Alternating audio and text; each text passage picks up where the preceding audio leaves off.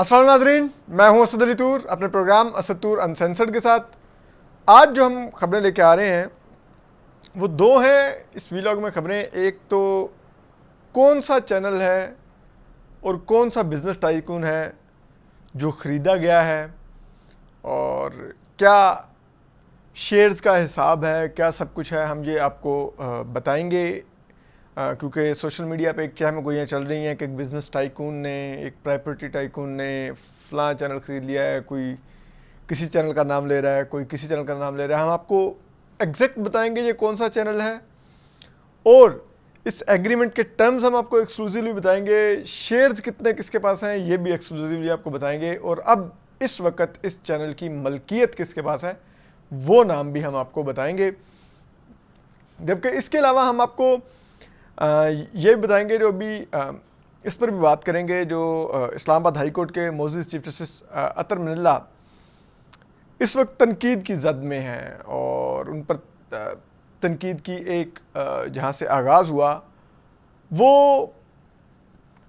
उनकी तरफ से इमरान खान साहब जब कंटेम्प्ट की हेयरिंग में अपीयर हुए तो जो कमरा अदालत में जो माहौल था और जो उनके रिमार्क्स थे उस पर लोगों ने बातचीत शुरू की, तनकीद भी शुरू की।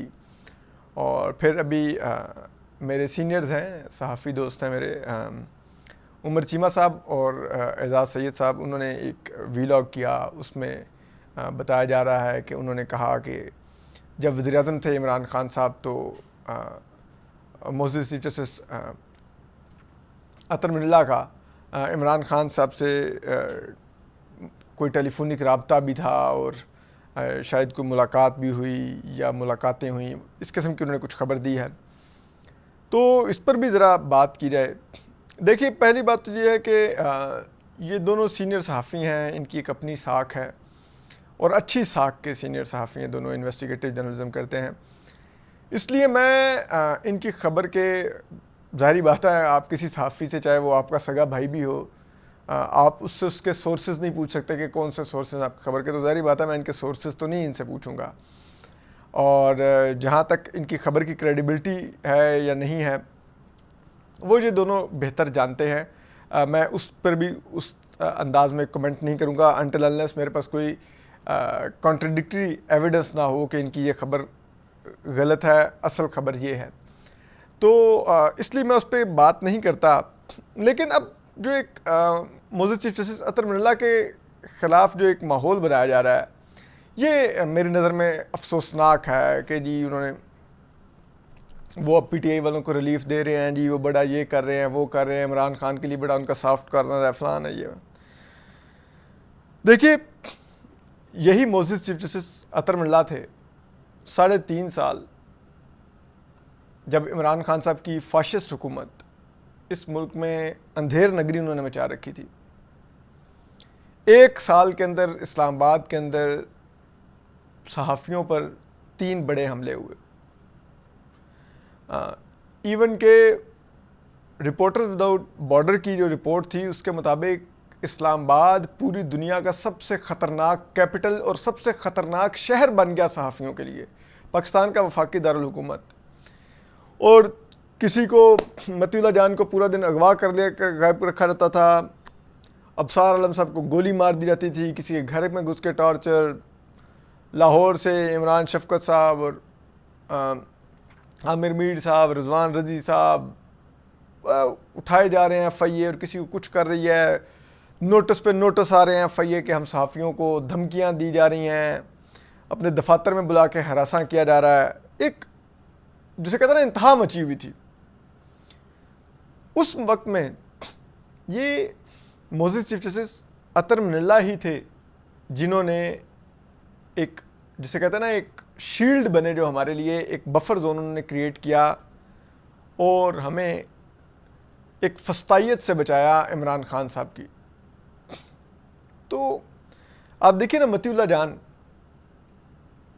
मौजूद चीफ जस्टिस अतर मिनल्ला के नोटिस लेने के बाद फिर एजेंसियों को उनको छोड़ना पड़ा जब उनको अगवा कर रखा गया था। अबसार आलम साहब के ख़िलाफ़ FIA के नोटिस हों, फ्रिवलेस केसेस हों, मौजूद जस्टिस अतर मिनल्ला की अदालत से इंसाफ मिला। اس کے علاوہ بار بار بہت سی چیزوں میں ہم آزادی اظہار رائے پر ہم لوگوں کو مطلب ٹو بی ویری آنیسٹ، میں تو جب بھی سنتا تھا کہ معزز چیف جسٹس اطہر من اللہ شاید ایلیویٹ ہو کے سپریم کورٹ چلے جائیں گے، تو سچی بات ہے میں تھوڑا سا پریشان ہوتا تھا کہ یہ چلے گئے تو یہ ہماری تو ڈھال ختم ہو جائے گی.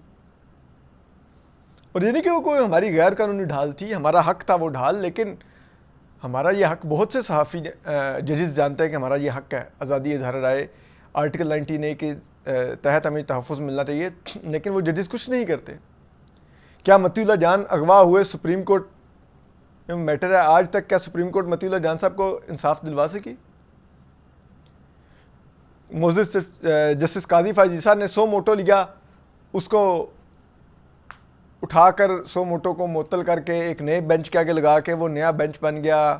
جسٹس اعجاز الحسن کی سربراہی میں اس بینچ میں ایک نیا کام شروع ہو گیا. کیا ہمیں وہاں سے کوئی انصاف ملا؟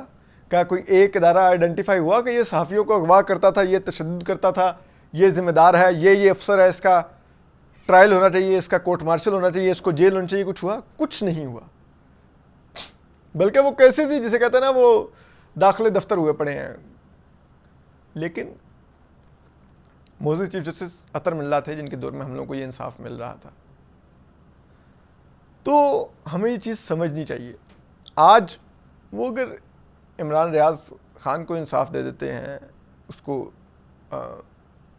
جسے کہتے ہیں کہیں اس کی کیس کو وہ رات کے ٹائم ٹیک اپ کر لیتے ہیں، یا کوئی اور کسی کیس میں وہ دیکھ لیتے ہیں، ارشد شریف کو بیل دے دیتے ہیں، اگر وہ کچھ اور اس قسم کی چیزیں کر دیتے ہیں، تو دیکھیے نا آخر یہ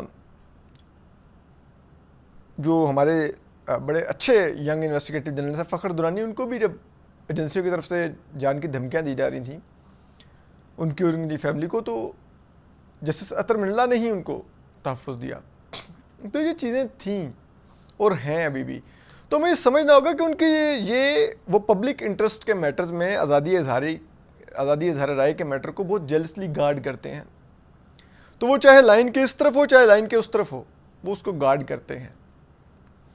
تو اس وجہ سے ہم یہ سمجھتے ہیں کہ اس بات پہ ہمیں ان کی یہ پوزیشن سمجھنی ہوگی.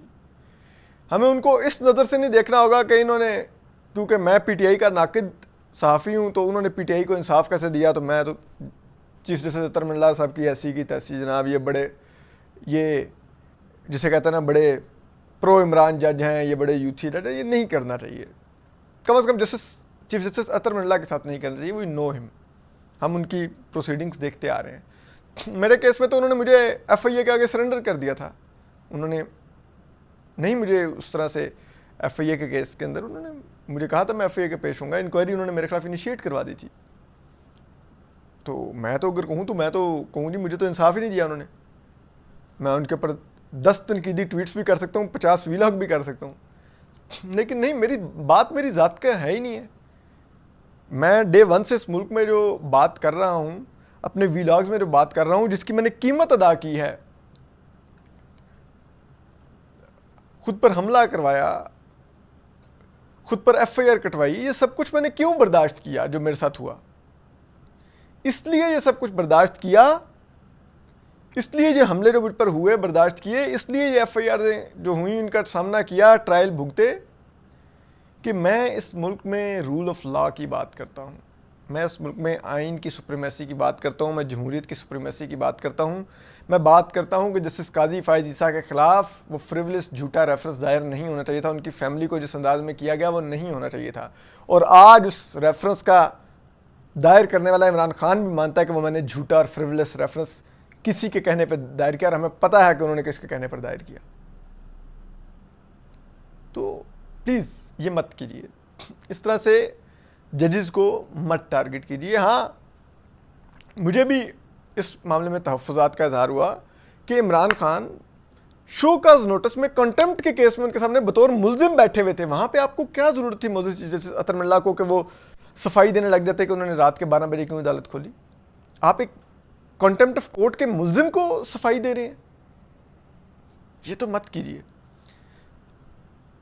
ہم نے دیکھا آپ نے انصار عباسی صاحب کو روسٹرم پہ ڈانٹا جب انہوں نے کہا کہ مجھے بات کرنے دیں. آپ نے کہا آپ نے کرنے کی اب کوئی بات نہیں رہے گی، آپ چھوڑ دیں. اور دوسری طرف عمران خان صاحب بیٹھے کمرہ عدالت میں ہنس رہے تھے اور آپ نے ان کو روسٹروم تک پہ نہ بلایا.